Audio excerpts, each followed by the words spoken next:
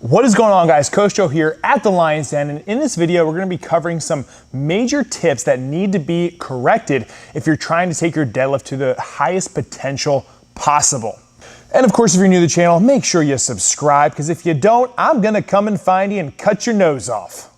So I'm actually putting this video together because at the Lion's Den, which is the gym I own located in Colmar, PA, we had a lot of our athletes test in the compound lift. So the bench, squat, deadlift, overhead press, just to see where everybody's numbers are after a tough 20-week-long training cycle. And to be honest with you, everybody did fantastic.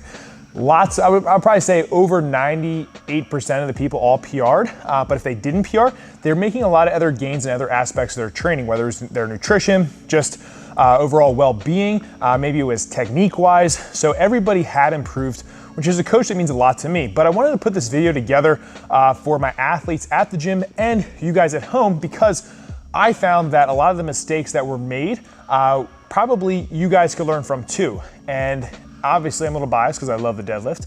That's why we're starting off with the deadlift, but I'm gonna do this for the squat and the bench as well, and probably the overhead press, and also link some other videos I've made in the past that I think can bring you guys some value. All right, so before we get to the actual technical principles that I'm gonna cover, there were just a few things that I'm gonna rattle off that I think would make a difference in my athletes' progress and hopefully some of your guys at home. So the first thing first is shoes. All right, when it comes to shoes, guys, we wanna make sure that we have a very flat surface to pull from, okay? So what I mean by that is, if you're wearing running shoes or shoes without a cushion, it's going to have the ability to move your foot in a position that probably isn't going to be as efficient as possible when pulling.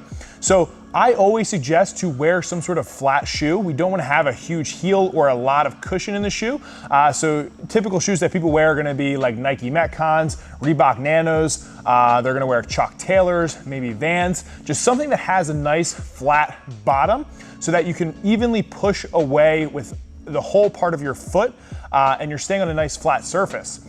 I used to deadlift barefoot all the time, so some people like that, but that's just a really simple way. If you don't have the shoes at the time, just take your shoes off and deadlift in your socks, okay? It's gonna be better than if you were wearing a running shoe. But changing up the footwear could play a role in having a more efficient pull. Next one, I've covered a lot of videos on belts and why we should wear belts, but I'm gonna put the video right up here.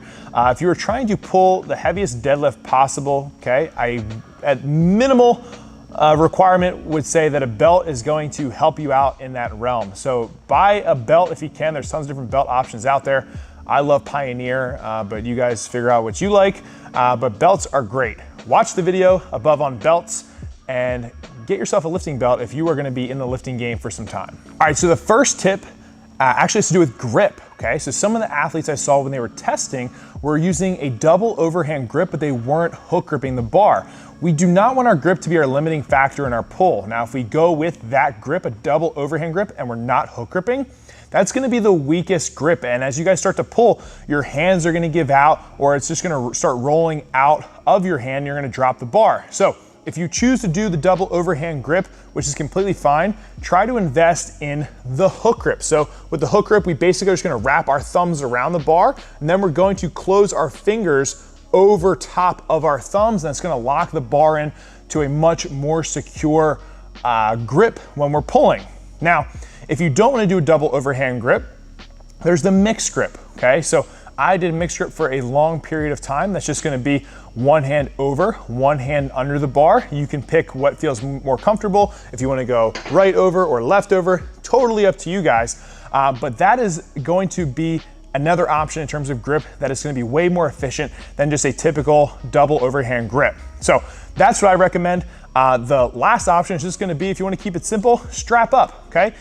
There's no reason why you shouldn't strap or can't strap unless you're powerlifting in some organization that doesn't allow it. But if you're just a recreational lifter, using straps is completely fine. If you have the goal of getting better grip strength in general, obviously try to have some training days where you're not using straps. But if it ain't against the law or whatever you're doing in your life, more power to you. All right, guys, so tip number 2 has to deal with the setup. So something I was seeing pretty commonly at the Lion's Den with some of the athletes was when they would get in their setup and they were about to pull, their knees would shift forward, okay? Or they may even have started in this position with their knees forward over the bar. Is it wrong? Is it right? I don't know, but what I'm gonna tell you is it's probably not the most efficient for going for a max rep. So basically to correct this, what I would do is walk up to the bar, and when I look down at the bar should be cutting my foot directly in half, okay? From there, what I'm gonna do is actually round over, put my hands on the bar, and I'm gonna bring my body to the bar, not the bar to my body. From there, we wanna make sure that we get nice and tight in that position. Our shins are probably going to be more vertical, and our knees aren't typically gonna be traveling forward over the bar, okay? We wanna get nice and tight and pull from that position. Moving on to the next tip, and that has to deal with the bar traveling away from our body as we pull, okay? We want that bar to be in contact with our body the entire way up. Fastest way from point A to point B is going to be a straight line. And the further that bar drifts away from our body and center mass, the harder and heavier that deadlift is going to be and feel. So basically, to just keep this very simple, whenever you are deadlifting, the bar should be grazing your body the entire way up. Now, we do not want to be doing this to the point where our shins are exploding and blood is squirting out and it looks like some scene from, I don't know, Rambo or some crazy war movie. We don't want that at all, but we do want to keep that bar nice and snug to our body. Sometimes people wear deadlift socks, which is why they're preventing their shins from being scraped. Other people I've seen in the gym wear some sort of knee sleeve, or they just roll their knee sleeve down just so that they can pull up their shin, but they're usually doing this just to make sure that they're keeping contact with their body and bar the whole time to keep that pull nice and smooth. So constantly being aware with your body that the bar is touching you the entire time is just something that you want to start ingraining in yourself. All right, guys, so as I'm getting in this setup, okay, I want to bring my body to the bar. Okay, you can see my shins are pretty vertical here. And as I come up, that bar is staying in contact with my body the whole way up and down. So I come up, just like so. So it comes up and it kind of traces on the way down. And you can even see on my shin, right, kind of rubbing it a little bit. So, you know, that will happen. But at the same time, what we don't want is the bar to be away from us. So what that looks like is when I go to pull, the bar isn't in contact with me. It's gonna make it way harder. Doesn't look like much with 135, but if you're going for a max effort, we really want that bar to be as tight to our body as possible. The further away it is, it's going to recruit a lot more muscles, and it's also going to really make us round that upper back and kind of pull us out of position. Now this other tip, listen, we've said it a million times. I could say it every day, but someone's still going to do it. And that's why it's on this video right now. Do not jerk the bar off the ground. Okay? We want to make sure that when we are in our setup, we're as tight as possible. We've built up a ton of tension and we break the bar off the floor nice and smoothly.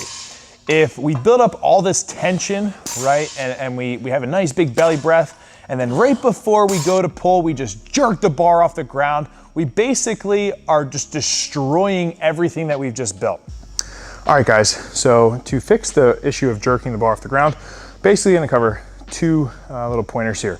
First one is, when you're in your setup here, just focus on flexing your triceps, okay? Because if your triceps are flexed, you literally have to loosen them and then go back to that. So if you flex them and don't move them the whole time, all you have to do is just stand straight up like so. Nice smooth pull. The other thing is gonna be building up so much tension that there is no slack in the bar. So if you hear this, we call that slack. So there's basically room between the plate and the collar of the barbell. So to take that out, you're gonna get super tight, flexing my triceps, building up tension. You can hear all of a sudden the collar meets the plate right there. That means the tension is now out and it can be a nice smooth pull as long as we don't go back down or loosen up. So we stay really tight. All we have to do from here is just push away from the floor and finish the movement. There we go, we have a deadlift. So real quick, get set. Super tight, you can almost feel like your hands are heavy.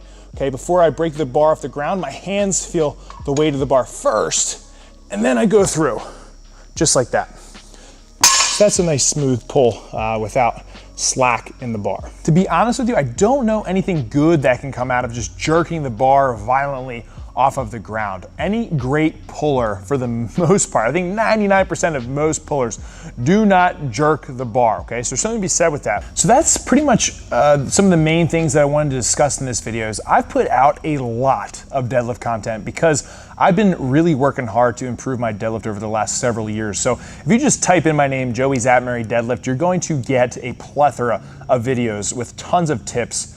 I don't know about tricks, but hopefully they'll help you guys with your deadlift. So if you learned something, subscribe, give the video a like, comment down below, maybe some other things that have really helped you out. To my Lions and athletes, I'm very proud of each and every one of you. Hopefully you guys watch this video and you can take these pointers and throw them in with your training so that when we test in the next couple months, we're gonna see a big improvement just made by some small little tips there. So that's all I had for you guys. So if you enjoyed the video, make sure you like, subscribe, share the video with your mom, your sister, your aunt, maybe the tortoise in the swamp down the street. Who knows? The world's getting crazy out there, folks, but I will say this. It's better to be jacked and strong in a crazy world than not. Am I right? All right, peace, guys.